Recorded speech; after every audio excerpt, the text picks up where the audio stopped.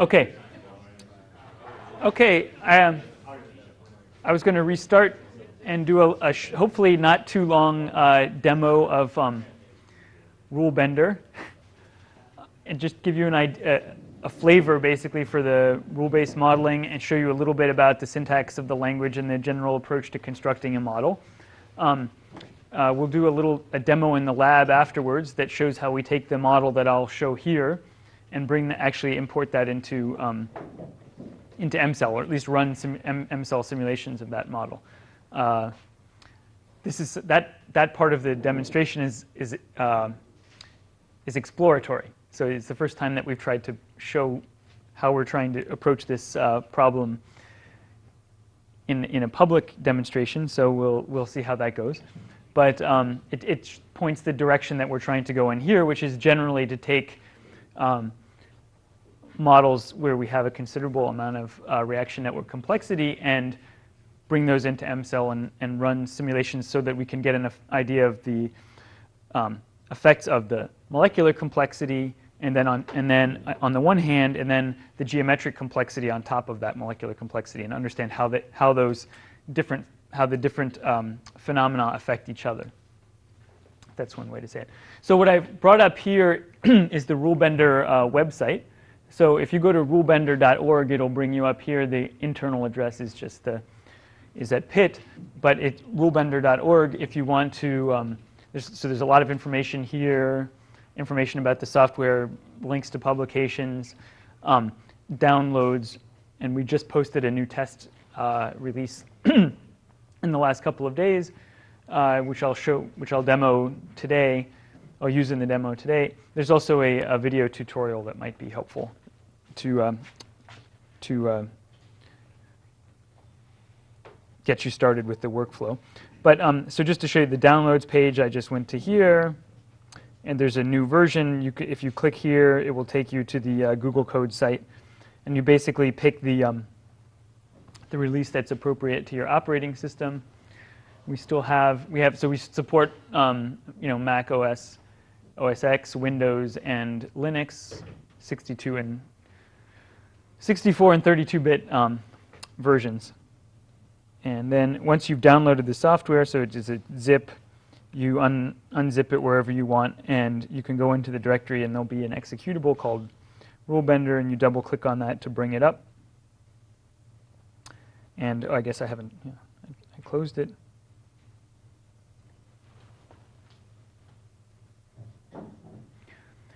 We're using here, RuleBender is built on the Eclipse platform. We're using the SWT libraries, and it presents also, it's similar, an interface, an interactive environment that's, I wouldn't say it's similar to Blender in its look and feel, but some aspects of programming this interface are similar. And ultimately, we would like to actually make a bridge between them. So far, we haven't done that just yet, but you'll see we have developed testing versions of BioNetGen that let you export in MDL models, and hopefully that will be released. That code will be released relatively soon. I would encourage those of you who are really interested in dealing with molecular complexity and trying to develop models and translate them into MCell and so forth, should contact me or Deepak or Jose in my lab during either this afternoon or tomorrow. We'd be happy to talk to you and get you on a short list of people to send test code to and such. Be happy to work with you on getting your models working. So my voice is going to give out pretty soon. I don't know how this is going to go. Okay, so what we have here, it takes a little bit. If you haven't used Eclipse before for any projects, the interface takes a little bit of getting used to. There's certain aspects of the workflow that are special and that require a little bit of training to get used to. But it's really not too bad, and it's quite powerful and efficient, just very much like Blender. I mean, I'm sure there are actually hotkeys for the Eclipse interface. We don't have most of those wired up in the current version of the interface, so you do more clicking. But in general, it's pretty easy to work with. So the first step that we want to do, you'll see here I have a whole bunch of different folders, but if you download and bring up your version of RuleBender, this navigator window will be completely empty, and the first thing that you're going to need to do is to create a new project. So that's actually the wrong button. If you go up, there's two ways to do that. You can right-click in this navigator window, and you'll get a menu item New, and then you go to Project. That's one way to get to Project. And the other way is to do File New, and then you click Project here. And then it will prompt you for a name, and so we can do, we'll just call it MCell 2013. And now we have a new folder. All we did was basically create a new project folder. But the concept of grouping things by projects, that creates an association within the within the interface that helps it to keep track of where files go and so forth. And then so we have a new folder. What the next thing we need to do is actually to create a new, bring a new model into that interface. So one thing you could do, you can again right-click here, go to New, File, and create a new file name. Let's just call that Demo1, BNGL. There's a lot of different ways to create files in this folder. This is a convenient one. And so now we just basically have a blank BioNetGen language file. And what we could do is I happen to know that I posted the example model for this demo on a page that we used for a recent tutorial. And I also posted some of these files. I think I gave them to Jacob, so I may have posted online. But if you want to go to this web address, you can find the same file that I'm using here. And I can actually, if you go to the main BioNetGen page, the first item under News is the second item under News now. We just posted a new release. Is here. So it gets us back to this tutorial page, and I have this version is just a text file, some code here. I can actually just copy paste this text straight into my RuleBender window, and voila, I have a model. Now, one of the nice things about one of the features of the RuleBender of the Eclipse platform is if I double click on the tab of any window, it will expand that window to take up the full size of the interface the interface is presenting to me. So here it's going to be just about a full window, so I can just expand the view of the text file. I'm just going to save this, and you can see now it showed that the file had been modified. Now I've saved it, and you can see that my latest changes have been saved. So here's the organization of the BNGL file. And it's good practice to enclose the entire model in a begin model, end model statement. So we just followed that practice. And then we have our various blocks: the parameters block, the compartments block, molecule types, species, observables, and rules. We call them, the full version of the name for that block is reaction rules. And then after that, after the end of the model, we're going to do a series of operations on the model that will first generate a network and then run a simulation of the instantiated network using here the ODE simulation method. And then we have various parameters that we pass to the simulate action command. And this is pretty much all we need to do a simulation of this model. Now I want to go back and just show you briefly how each of the blocks is structured. So the parameters block is just basically a list of names of the parameters that I'm going to use in my model, and then each name is followed by a number or a formula to define the value of that variable. So the parameters are constants within the model. They're going to be basically constants that define the strength of the different reaction terms, for example. And we can do math on these constants within the parameters block. So for example, you'll see the top parameter that I defined is a conversion factor that's NAV. And it means it's abbreviating Avogadro's number times here a unit volume. So, and for those of you who have taken some chemistry, you know that Avogadro's number is, well, it's 6.022 times 10 to the 23rd, and then we're multiplying it by, I thought it had already been converted, but I see I did the math here. So to be very explicit about what I'm doing, I take Avogadro's number times the unit, what I'm going to be considering a unit volume in liters, which is, here I'm going to be using units of femtoliter. So since you've all been well trained in M-cell, you know that M-cell likes to use for its bimolecular rate constants per molar per second. So because of that, we want the default assumption here is that we're going to have that the default units are going to be volume in liters, but we actually will want to wind up working in femtoliters. Why? Because the volume of 1 cubic micron, which is sort of the default M-cell block unit, is a cubic micron is a femtoliter, so 10 to the minus 15 liters. So what we did was we scaled everything so that our rate constants would be in micrometer cubed per second instead of per molar per second. So we have this conversion factor. Anyway, all of that is, whether after lunch you're dozing and you can't quite keep track of all that, does not really matter too much. The main point is that good modeling practice dictates that we put our unit conversions, we document them carefully, what units we're working, and we document them by defining various units in terms of different expressions that we've done here. So we have NAV as our conversion factor, and then the other key parameters that for this model are going to be the initial concentrations of the ligand and receptor molecules, and for those we're going to use a molecule number, and here we're going to be representing a single cell or a single fraction of a cell. So these are basically number of molecules per cell, and I've documented that. And then our forward rate constants, they're going to be k plus 1 and k plus 2. So kp1, we can't use a plus symbol as a variable name because it would be confused by the parser with an expression k plus 1, so we use p instead. So we call our forward rate constant kp1 and our reverse rate constant km1 for k minus 1.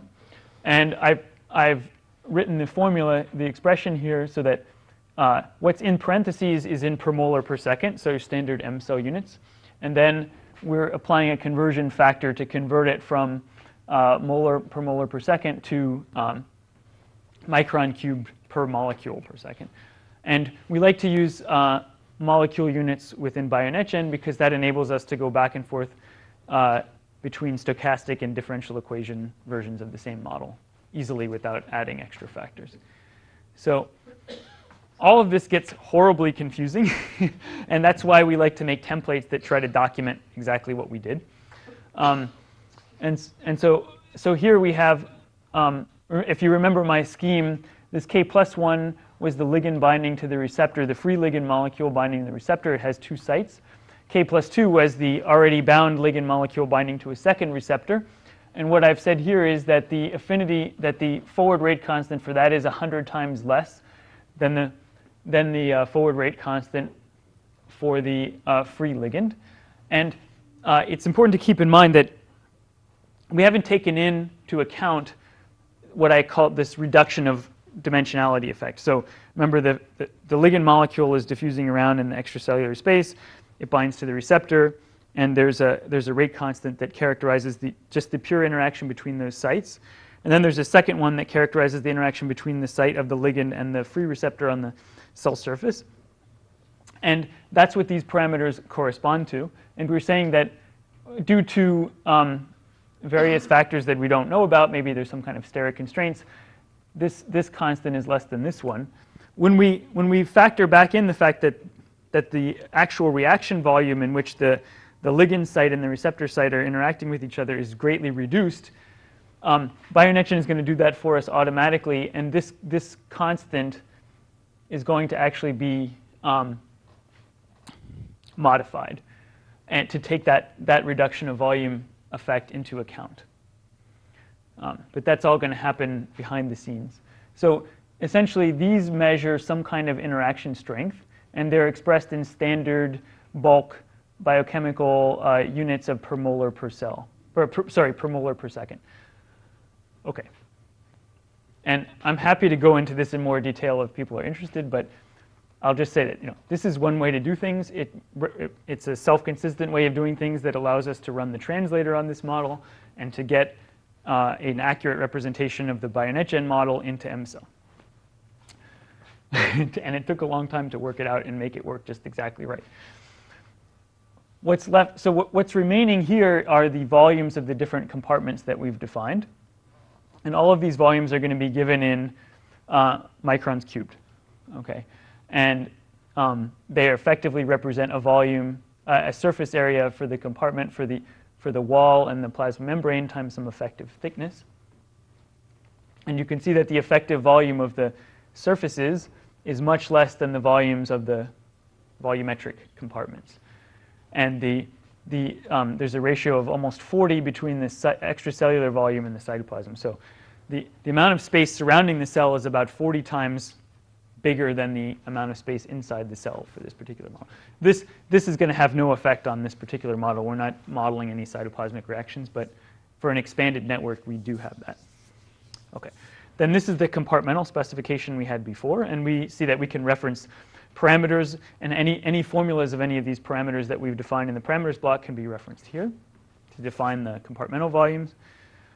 And then the next two blocks define the components, the molecular components of the system. It's a good practice. It's not completely mandatory, but it's good practice to define the basic building blocks, the basic molecules that are going to be found in the system, so we can do some type checking on them. So here we define a ligand molecule that has two binding sites called L, and we have a receptor molecule that has a binding site called A. If there were sites of phosphorylation, we would have tilde U tilde P to represent that these sites could be in different states. But here we don't have that. So for example, I'll just show you an example of what that might look like.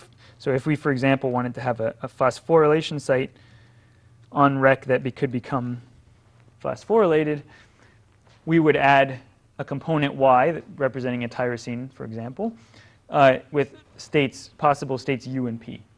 And this is how we would specify that.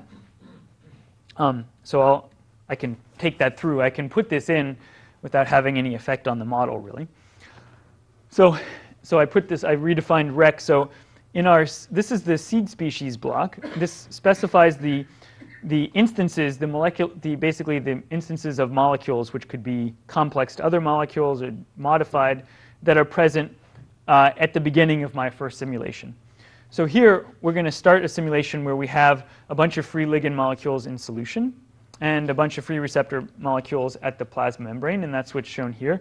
We've localized the ligand molecules by using a compartmental tag for the species, saying that these ligand molecules are at the extracellular compartment, and the colon is just the separator between the compartment specification and the species definition, and then there are this many of them. So this is the initial concentration. And then for receptors, we do the same thing. These are at the plasma membrane, the receptors, and this is the total number of them. Now, since I modified what the definition of what a receptor is, I have to say, so the system, and the system right now is missing some information because I've said that the receptor molecules have an A site and a Y site. And right now, these receptor molecules, I haven't said what the state of Y is. And because this is going to define the initial configuration of what I'm going to simulate, I have to say what state these receptors are in. So I have to tell you that these receptors are, for example, unphosphorylated.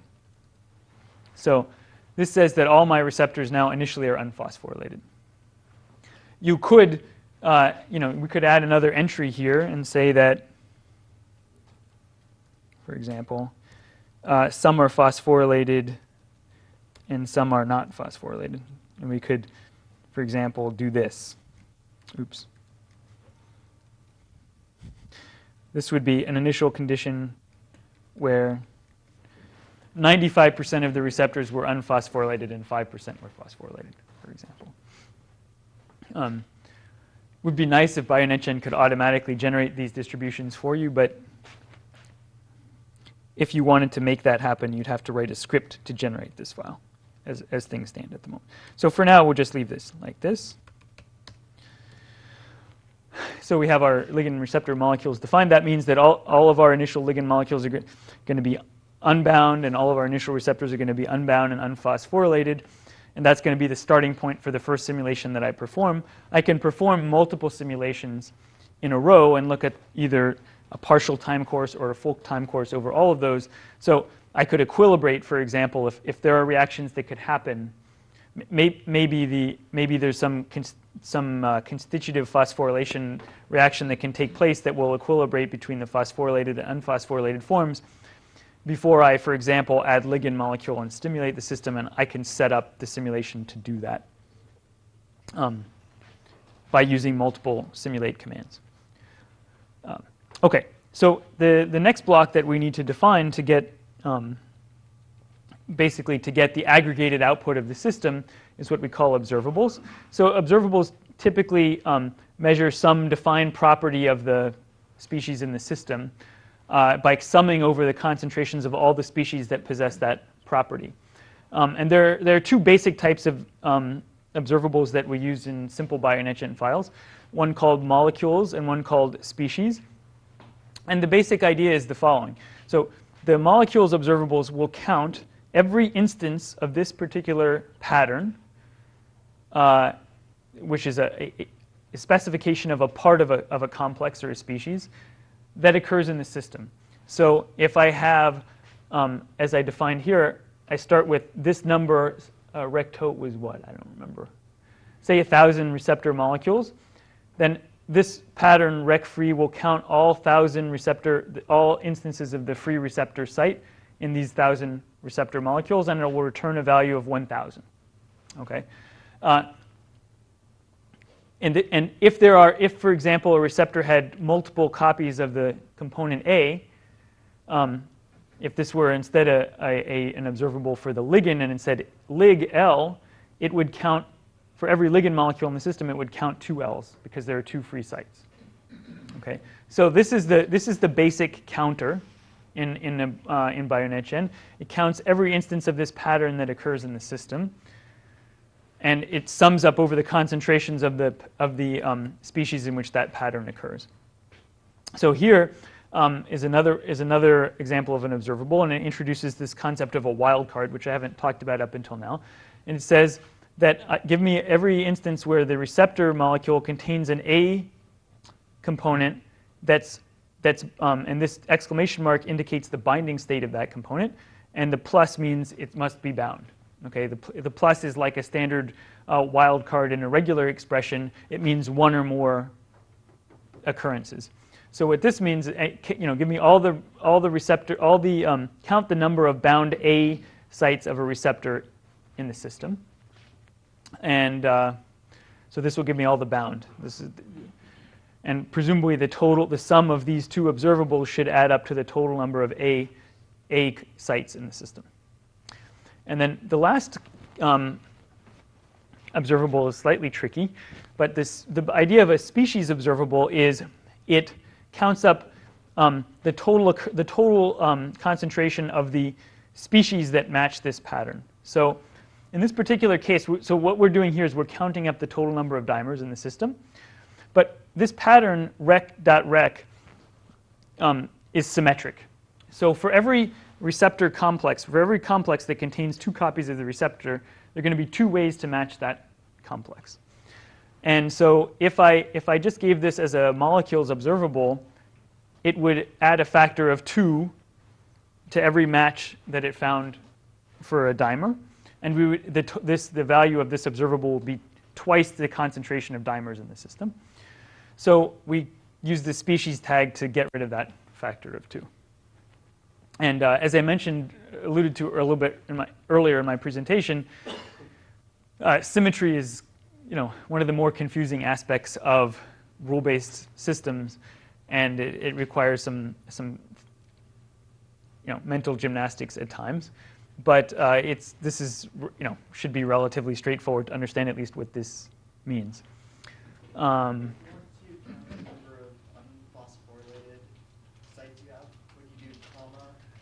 Yeah, so if we wanted to count, right, that's a good question. So let's make it another observable. It would be a molecule's observable because we want to count some property over sites.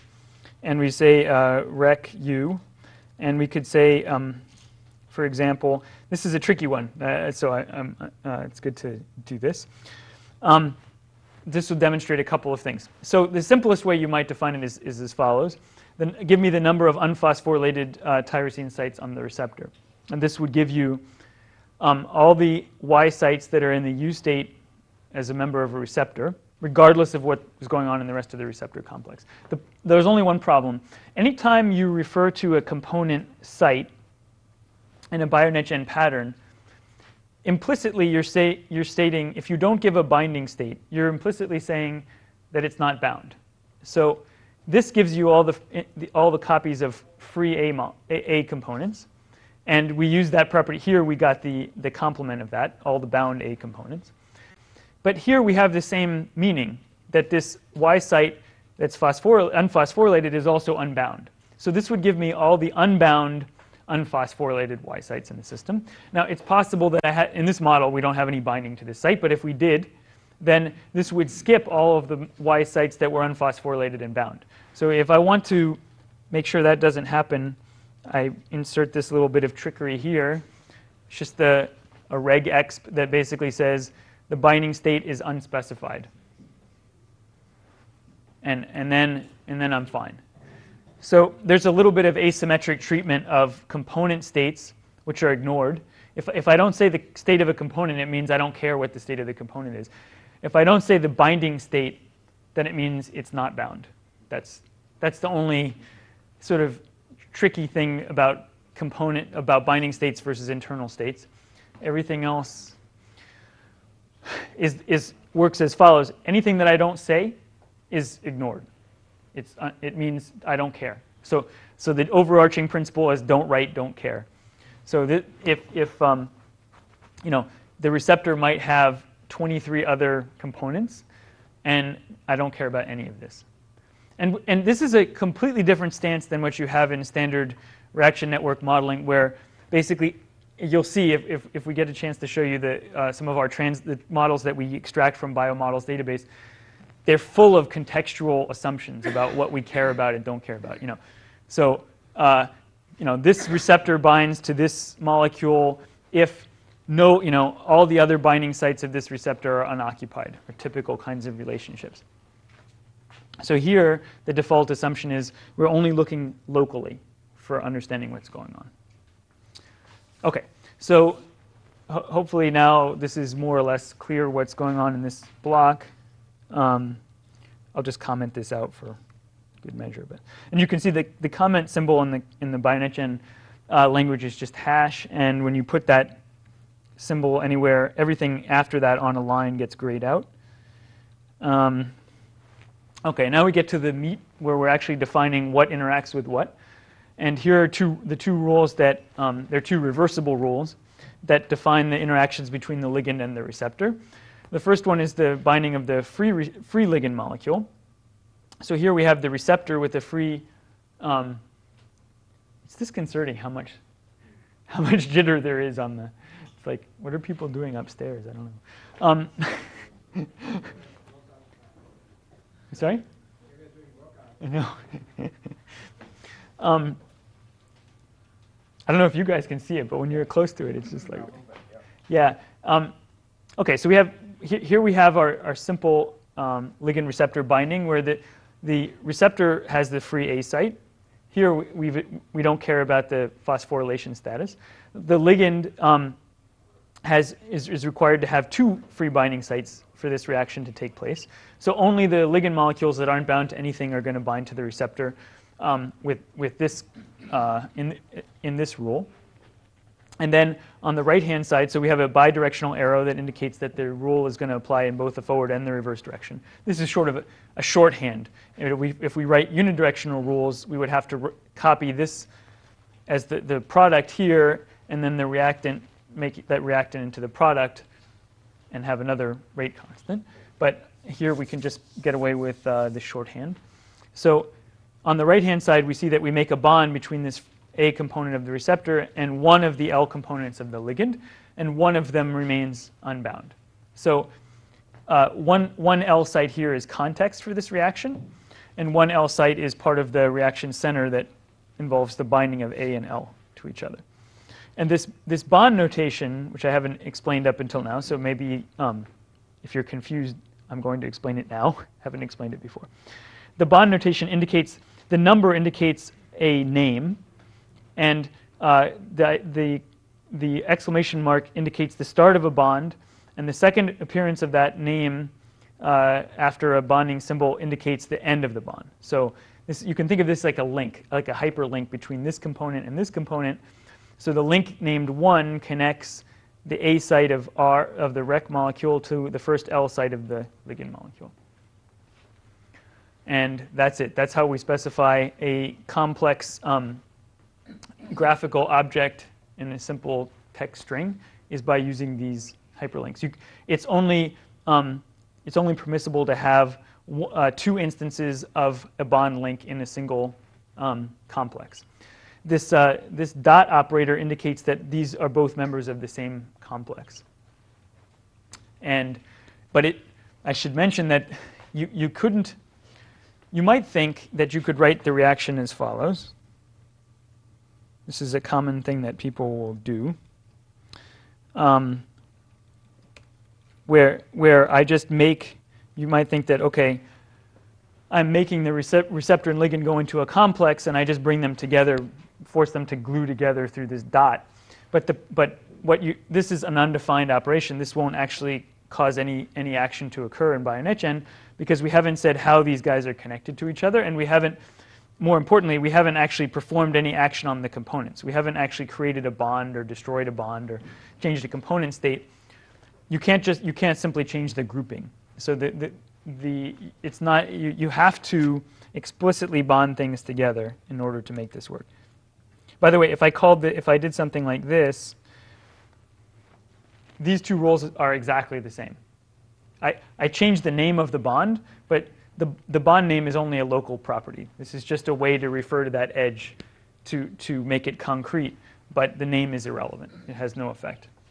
However, I couldn't have another instance of this bond in the same complex. So I can't do something like, well, so if I had another component here, A, and another bond to make this what you might call a doubly bound dimer, I could do something like this. This would give me an error now because I required that my receptor only has 1 site. But imagine we had a receptor with 2 binding sites for ligand. We could make a complex like this. This would indicate there's a bond from this component to this one, and one from this component to this one. Okay. If I did this, if I gave and changed the name of one of the bond terminuses, there would see that BioNetGen would detect that there are 3 instances of the same bond reference in one pattern, and Jose would tell you that it does or does not throw an error.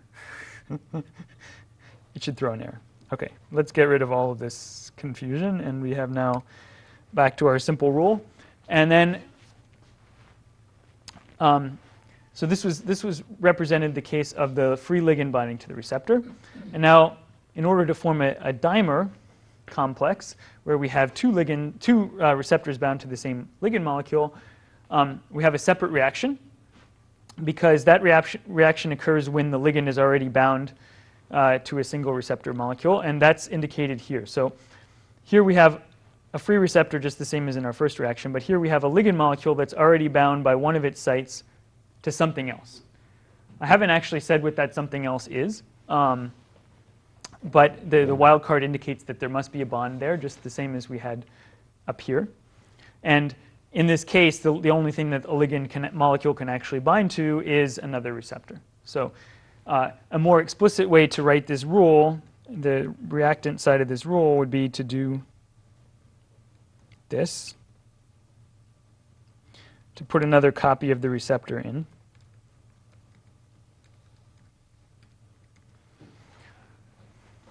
And then I'm just explicitly representing what's currently represented implicitly as being on the other side of this. This is just a shorthand way in this particular model to represent this complex. There could be situations, I mean, if this ligand could bind to multiple different kinds of receptors, this would be a way to make, for example, heterodimers, if you had two different receptor types. Okay. So these are not, they're equivalent for the purposes of this model, but they're not equivalent in general ways to represent the same reaction. What we're doing on the right-hand side is then just making a bond between two sites, and nothing is changing. We can't change any component state that's got a wildcard associated with it. Okay, that's another common mistake would be to try to break a bond that we referred to by a wildcard. I can't say, give me a ligand molecule, I don't care what's bound to it, and then break the bond of the thing that I didn't care about. You can't. You could imagine why you might want to do that, but you can't do that. Okay. And then if we wanted to make an explicit version of this rule, it's a good example. I would need to also add on the right-hand side this part.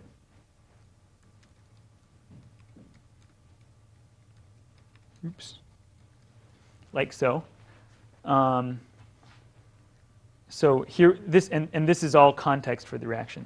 So this is the thing that the ligand is explicitly bound to, and then over here it's still the same, and I still make this bond between the new receptor and the previously unbound site. So what if you want to do something really weird, where Rec A binds to your lig dot react A, right, on the left-hand side, like you have. And that Rec A binds to the unoccupied site like it does now. But the outcome was that new Rec A is bound to the second L binding site, but the first Rec A that was bound becomes unbound. Right. It's well, like a null reaction except. like a yes, that's like an isomerization reaction, like so. So this is Tom's reaction. We make one bond and break another one. Let's see if that works. How would you write it? Now there might be reasons This why is you right. write it that way because This is certainly a fine way to write it. It does raise the issue that there's a subtle issue with these rules in that they're order dependent. The order in which you specify the reactant and product patterns actually can have an effect on the rule. In this case, it should be. In this case, it would have the effect that you want it to have. I believe we have to check, but because this would map to this, this would map to this, and this would map to this, and so the effect. And we can test this actually. I'll show you how. The effect would be to make a bond between these two and to break this bond between these two. So you should see.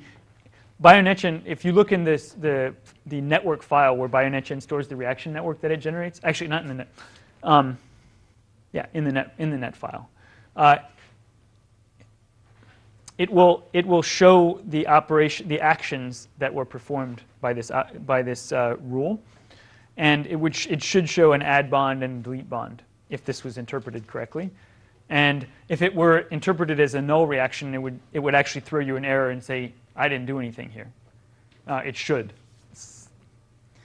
There are subtleties there that sometimes don't get picked up, but I think that it would show up.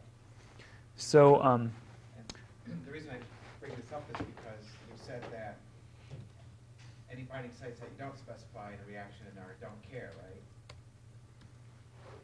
Right. And so here there are none. So the Rec A that's bound to lig on the left-hand side, Mm-hmm.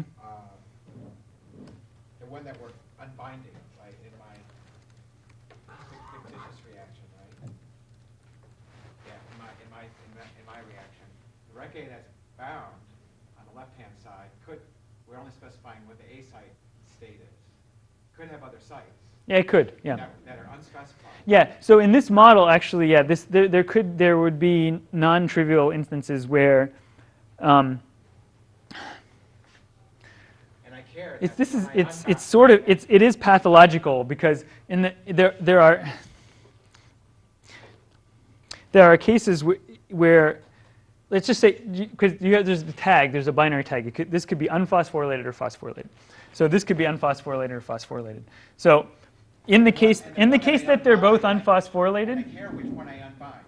Yeah. I care that it's that one. In this case.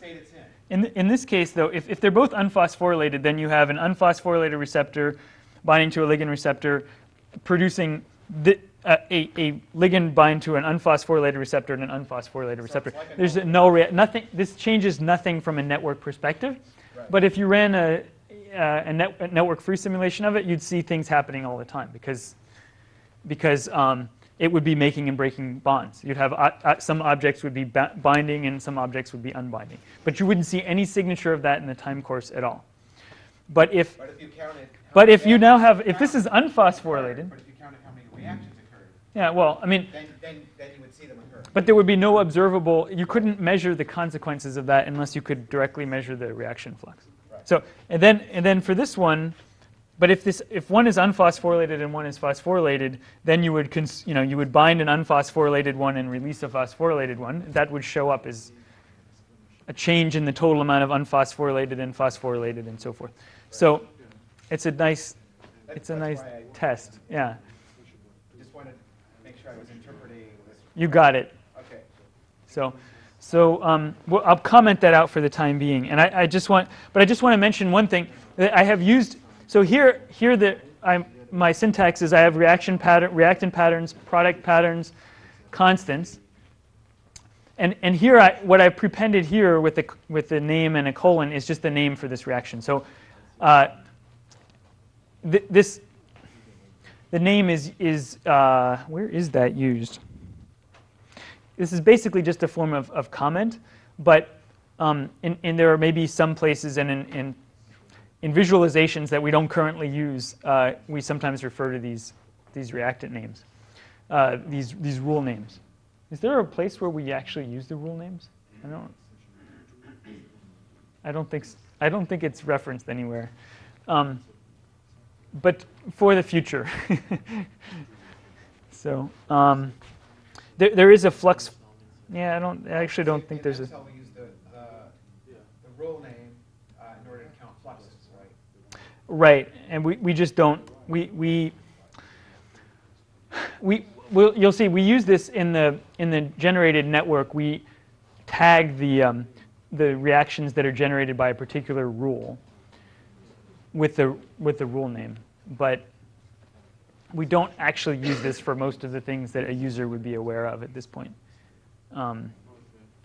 So this ends the specification of our simple binding model, and then we have two commands that are necessary to first to generate the reaction network that is implied. So this will find all the species and reactions that are in our system, and then this runs a simulation. Here we're using the ODE method, and it runs a simulation for 1,000 time units, or in this case it's seconds, and it reports the values of the concentrations 1,000 times. So at the interval, this number over this number. So it will report every 10 seconds the value of all the concentrations. Okay, and there are ways to change the sampling. You can use non-uniform sampling. You can change the end time, the number of steps. You can also, since we're using an ODE method, for example, you can change the tolerance of the integrator and so forth as needed. And okay, so when we're done with our model specification, we can now if you get yourself sometimes in the Eclipse interface, it's possible to get yourself somewhere that you don't know how to get out of. But if you have a situation where one window is expanded, if you double-click on the tab at the top, it will bring you back to the regular view. And sometimes, yeah, I won't even go into it now. I'm not sure what happened. So what's shown here on the right is a somewhat odd visualization of the model called a contact map, and it's odd only because there's some slight glitch in the layout here. We're actually actively working on the layout of these maps. But what you can see, so what we had here was our bivalent ligand, which has 2 binding sites. And these guys are identical.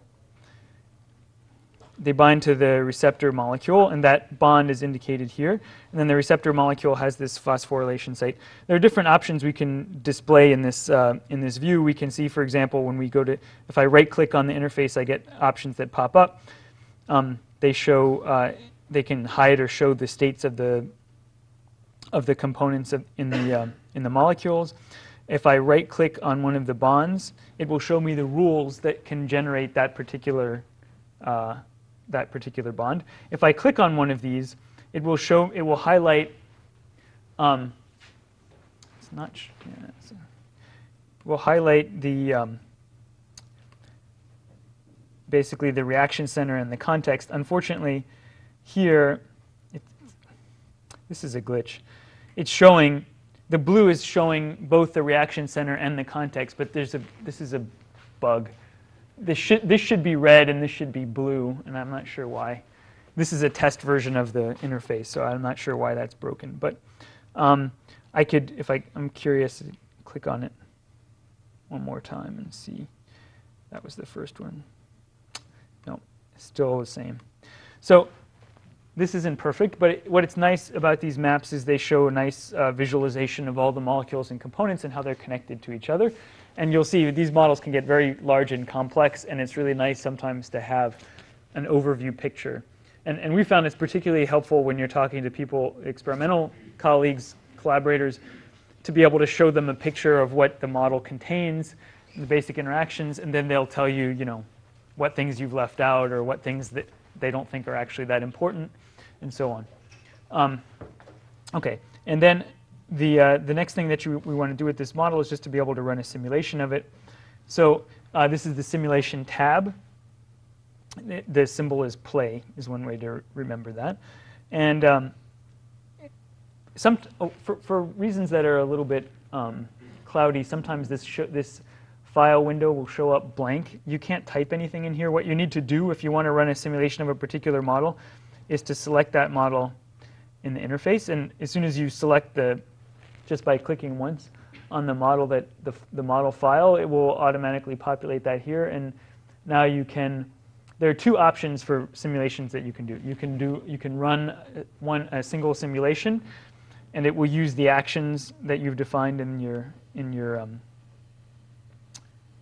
at the end of the model here, or you can do a parameter scan. And I'll show the parameter scan in a minute, but for now we're just going to run one simulation. We're going to generate the network, so the reactions and species, and then run an ODE simulation of the model. And here it is. It's kind of hard to see what happened because it reached steady state sometime very early on in the time course, and then things just stayed there. But you can see the actual dynamics of the response are captured at the very early times. The integrator doesn't care. Its accuracy is not affected by this, to within a good approximation anyway, by the sampling that you select. So it should give you an accurate result regardless of how often you sample. But it's possible to just miss the dynamics altogether if you pick a sampling time that's too large. So for example, if we want to actually see what's happening in this model, we probably want a time course that's much shorter. And here we go. So now we can see the concentration. We defined 3 different observables: free receptors, bound receptors, and dimers. And they're plotted in the interface. And the dimers was what we considered the output of the model. And we can see that they reach steady state on a time scale of about 25 to 50 seconds. All the y-axes rescale depending on what's shown in the plot window. So here we can just zoom in on just the dimer kinetics. You can also zoom in on a particular part of the time course. And you can right-click here and zoom in and out. You can also save the plot as a PNG file. And I think you can print it. I don't remember if it works to print to PDF or not. But probably more useful if you want to do something with this data beyond just simple XY plotting. You can also capture the data in a tabular format, select this, copy it to a spreadsheet. The file is actually output to the results section that you can access through the browser here. So here was our model we called demo 1. You see we can descend this tree. And then the individual outputs that are produced are time-stamped, and they go into these directories. So the second one we ran was here. And we can see the different files that were produced by running this simulation, including the network file, a log file. The GDAT file contains the group data or the observable data that we define by defining the model observables, and that's what's shown here. We can also open the CDAT file. That shows the concentrations of all the species that were generated by the model. So here there are 4. They're labeled S1 through S4, but you can actually browse the individual species in the model using this interface. And if you click on the species tab, it will actually show you, or not. It should show you, yes, visual representations of each of the species. So you can actually see what complexes are generated by the model. This is sometimes useful for debugging if you think that something may have been generated that you didn't intend. For example, if you saw a receptor complex that had a phosphorylated Y, you may have somehow, inadvertently left a phosphorylation rule uncommented in your system, for example. Okay. Very interesting. So the CDAT file is a way, it's sort of like looking at the raw data for your model. And again, sometimes it's not normally what you would do in the workflow, but sometimes for debugging that's useful. And especially when you're learning how things work, you'll want to look at this and make sure that the model that you generated corresponds to what you thought it should be. There's definitely a learning curve with understanding the sort of graph operations that you use to build a rule-based model. Okay. So that's that. I was going to also just show you briefly this net file that shows you BioNetGen's interpretation of the reaction rules. And we can see that this is the first rule. In the forward direction, it gives you a binding between these indices. These numbers refer to pattern, molecule, component number indices. So this says that the 0th pattern, 0th molecule, 0th component, that corresponds to A, is binding to the, it's on the right-hand side, is binding to the 0th pattern, first molecule, 0th component, which is L here. This is a little bit cryptic, but it's useful for determining if, as we, for the rule that Tom and I were talking about, if there are multiple operations and if you meant to do one binding operation but you messed something up and now it's interpreting the rule in a way different from what you intended, you will be able to see that here. And similarly, there are explicit instances of the reactions that are generated are shown here, and the groups correspond to the explicit species that are matched by the different observables. And again, sometimes these things are useful for debugging. The index refers to the species number. And there are options you can give BioNetGen to see the full string versions. Instead of referring to it by index, it could refer to it by the full pattern. But that gets very busy very quickly.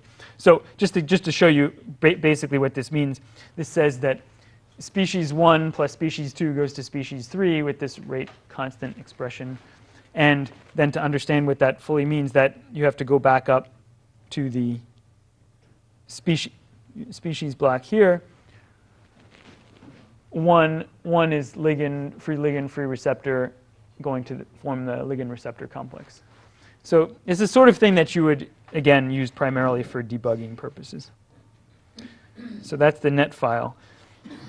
And okay, I think we're most of the way done. I wanted to show you then just one other aspect of the workflow here, which is to do a parameter scan.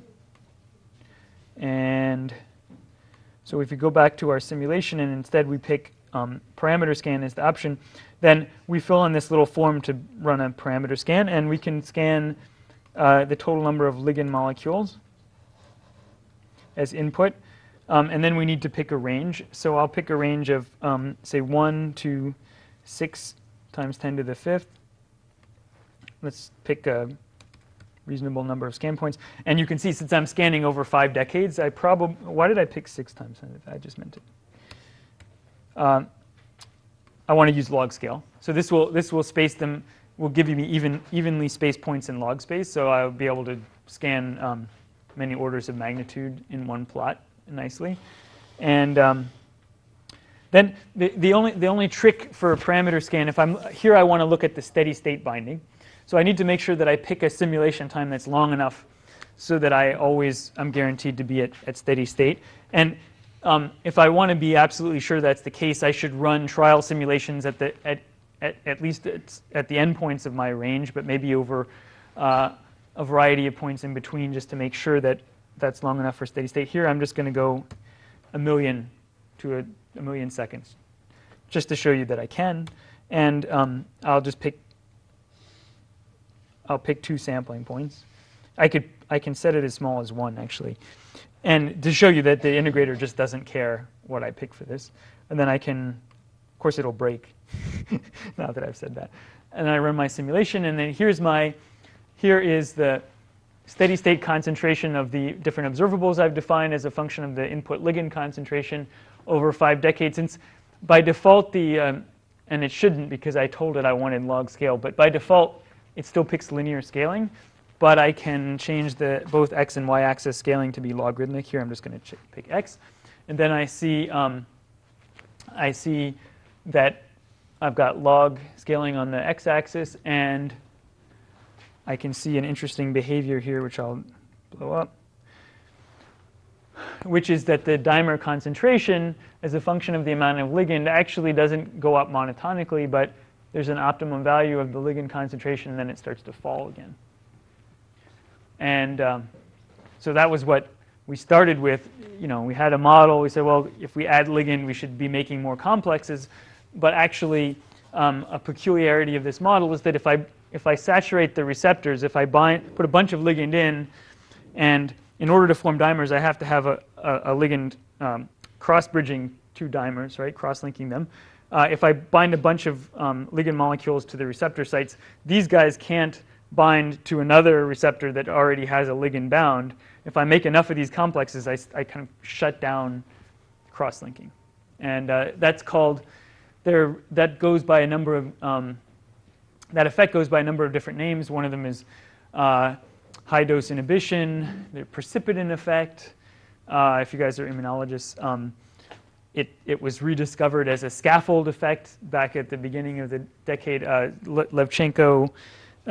Levchenko, Sternberg, and Brook have a paper about scaffold effects, but many polyvalent systems exhibit effects of this sort, so that they will create an optimal concentration for certain kinds of complexes to form. And probably already had it all figured out in its pattern formation. Yeah, the map of pattern formation. Yeah. Because it's all about how parts assemble, self-assembly of self-organization. Yep. Of parts that take, parts that can be cross-linked and other parts that aren't cross-linked. It's part of pattern formation. Yes, definitely. So, and if this, when I teach this in this systems modeling class, you can work out analytically the shape of this curve and show that it matches exactly. But I think I'll leave the demo there and ask if there are any questions and let you guys get on to work in the lab. Are there any questions about this? You're tired.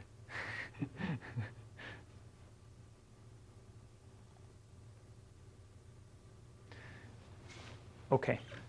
So the next step will be to show, we can show how we translate this model into an M-cell model and see if we can. I think we'll leave it as an exercise to see. I don't know that we've actually tried to map out this dose response curve at all for the M-cell version of it.